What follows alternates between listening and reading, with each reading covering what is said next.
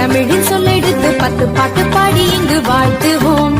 சங்கத்தமிழ் பூங்காவிலே சந்தம் தரும் பூவெடுத்து கவிச்சாரம் சூட்டி உமை வணங்குவோம். 8 தொகை சேர்த்தெடுத்து செந்தமிழின் சொல்லெடுத்து 10 பாட்டு பாடி இங்கு வாழ்த்துவோம்.